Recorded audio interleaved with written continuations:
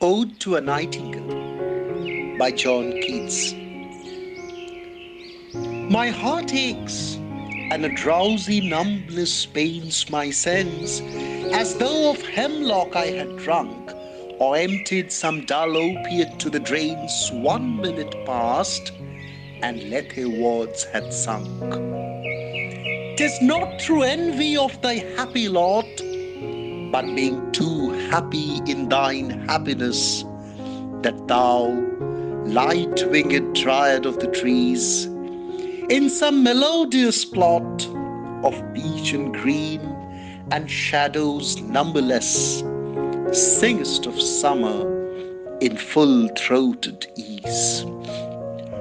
Oh, for a draught of vintage that had been cooled a long age in the deep-delved earth, tasting of flora and the country green, dance and provençal song and sunburnt mirth. Oh, for a beaker full of the warm south, full of the true, the blushful hippocrene, with beaded bubbles swinging at the brim and purple-stained mouth, that I might drink and leave the world unseen, and with thee fade away into the forest dim.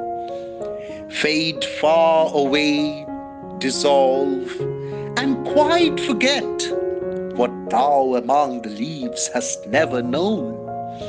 The weariness, the fever, and the fret, here where men sit and hear each other groan, where palsy shakes a few sad last grey hairs, where youth grows pale and spectre-thin and dies, where but to think is to be full of sorrow and laden-eyed despairs, where beauty cannot keep her lustrous eyes, or new love pined them beyond tomorrow. Away, away, for I'll fly to thee, not charioted by Bacchus and his birds, but on the viewless wings of poesy. Though the dull brain perplexes and retards, already with thee tender is the night, and haply the queen moon is on her throne, clustered around by all her starry face. But here there is no light, save what from heaven is with the breezes blown, through verdurous glooms and winding mossy ways.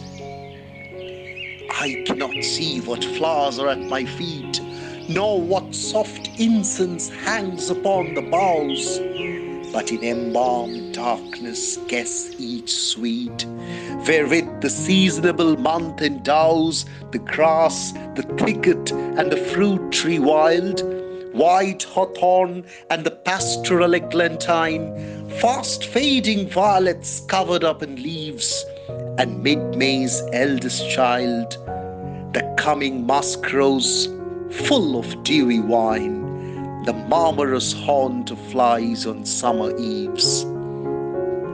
Darkling I listen, and for many a time I have been half in love with easeful death, called him soft names in many a mused rhyme, to take into the air my quiet breath. Now more than ever seems it rich to die, to seize upon the midnight with no pain, while thou art pouring forth thy soul abroad in such an ecstasy.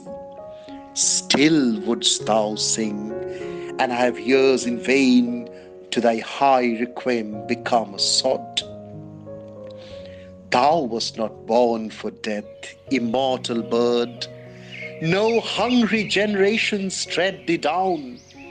The voice I hear this passing night was heard in ancient days by emperor and clown. Perhaps the self-same song that found a path to the sad heart of Ruth, when sick for home she stood in tears amid the alien corn. The same that oft times hath charmed magic casements, opening on the foam of perilous seas in fairy lands forlorn. Forlorn, the very word is like a bell to toll me back from thee to my sole self. Adieu, the fancy cannot cheat so well as she's famed to do, deceiving elf. Adieu, adieu, thy plaintive anthem fades past the near meadows, over the still stream, up the hillside, and now it's buried deep in the next valley glades. Was it a vision or a waking dream? Fled is that music. Do I wake or sleep?